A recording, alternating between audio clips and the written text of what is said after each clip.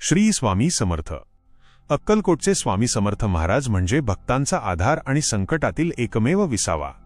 स्वामींची लीला अगाध आहे, ज्यांच्या केवळ एका नजरेने भक्तांचे नशीब पालटते. स्वामी कधी कोणाला काय देतील आणि कोणाचे संकट कसे निवारतील हे साक्षात विधात्यालाही कळणार नाही. आजची ही कथा एका अशा भक्ताची आहे ज्याच्या आयुष्यात दुःखाचा अंधार पसरला होता, पण स्वामींच्या एका शब्दाने त्याच्या जीवनात प्रकाशाची पहाट झाली. ही गोष्ट आहे कोल्हापूर जवळच्या एका लहानशा गावची. तिथे सदाशिव नावाचा एक अत्यंत गरीब पण प्रामाणिक माणूस राहत होता. सदाशिव हा पिढीजात स्वामी भक्त. घरात 18-20 दारिद्र्य होतं, पण त्याच्या मुखातून श्री स्वामी समर्थ हा मंत्र कधीच सुटत नसे.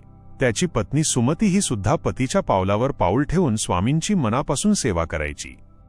सदाशिवला एक लहान मुलगी होती, तिचे नाव मुक्ता. मुक्ता अवघ्या 7 वर्षांची होती. दिसायला अगदी गोंडस आणि स्वभावाने तर इतकी समंजस की संपूर्ण गावात तिचे कौतुक व्हायचे. पण म्हणतात ना, कधी कधी नियतीची नजर अशा सुखी संसाराला लागते.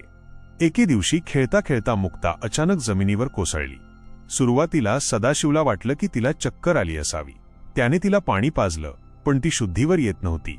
तिचे शरीर बर्फासारखे गार पडले होते. घाबरलेल्या सदाशिवने तिला तातडीने गावच्या दवाखान्यात नेले. तिथल्या डॉक्टरांनी तपासले आणि त्यांचे चेहरे गंभीर झाले. त्यांनी सांगितले की सदाशिव, या मुलीला तातडीने शहरातल्या मोठ्या हॉस्पिटलमध्ये न्यावे लागेल, कारण हिची नाडी खूप मंदावली आहे. सदाशिवच्या पायाखालची जमीनच सरकली. खिशात 1 रुपया नव्हता आणि मुलीचा जीव टांगणीला लागला होता. त्याने गावातल्या सावकाराकडे धाव घेतली, हात जोडले, पाय धरले, पण सावकाराने त्याला तिथून हाकलून दिले. हताश होऊन सदाशिव घराच्या कोपऱ्यात बसलेल्या स्वामींच्या फोटोसमोर उभा राहिला. त्याच्या डोळ्यातून घळाघळा पाणी वाहत होते. तो कळवळून ओरडला की स्वामी, मी तुमची काय चूक केली? मी दिवसरात्र तुमचं नाव घेतो, मग माझ्याच नशिबी हे दुःख का? माझ्या लेकीला काही झालं तर मी हा जीव देऊन टाकेन. त्या रात्री सदाशिवला एक स्वप्न पडलं. स्वप्नात अक्कलकोटच्या वडाच्या झाडाखाली स्वामी महाराज बसले होते. स्वामींनी सदाशिवकडे बघून फक्त एकच शब्द उच्चारला की अक्कलकोटला ये, मुळीच चिंता नको करू, मी आहे. सदाशिव दचकून जागा झाला. त्याने सुमतीला उठवले आणि सांगितले की सुमती, स्वामींनी मला बोलावले आहे. आपण आत्ताच्या आत्ता लेकीला घेऊन अक्कलकोटला निघायचे. त्यांच्याकडे बसचे पैसेही नव्हते, म्हणून सदाशिवने आपली जुनी सायकल काढली.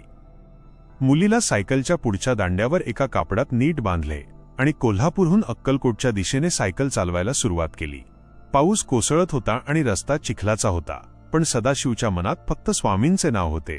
100 किलोमीटरचा हा खडतर प्रवास पार करताना त्याचे पाय थकत होते, भूक लागली होती, पण तो कुठेही थांबला नाही. अखेर दुसऱ्या दिवशी सकाळी तो अक्कलकोटमध्ये पोहोचला. मुलीची अवस्था आता खूपच नाजूक झाली होती आणि ती डोळे उघडत नव्हती.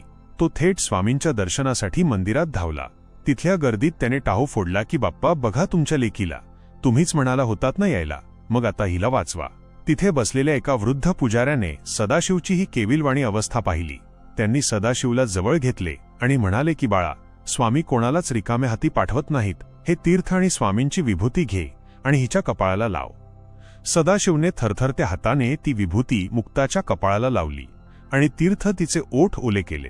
काही क्षण एकदम शांततेत गेले आणि अचानक मुक्ताने जोरात एक श्वास घेतला आणि तिने डोळे उघडले.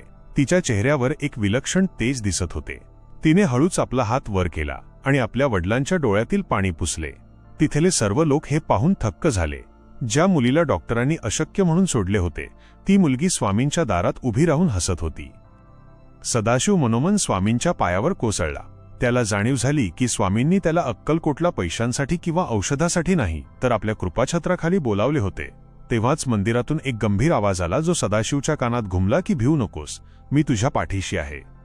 सदाशिवला उमजले की स्वामींनी केवळ त्याच्या मुलीचा जीव वाचवला नाही, तर त्याची तुटत चाललेली श्रद्धा पुन्हा जिवंत केली होती. तो मुलगी आणि पत्नीसह आनंदाने घरी परतला. आजही अक्कलकोटमध्ये या घटनेची चर्चा होते, कारण ही केवळ कथा नाही, तर स्वामींच्या अनन्य भक्ताला मिळालेली एक सत्य प्रचिती आहे. अनंत कोटी ब्रह्मांड नायक राजाधिराज योगीराज परब्रह्म श्री स्वामी समर्थ महाराज की जय.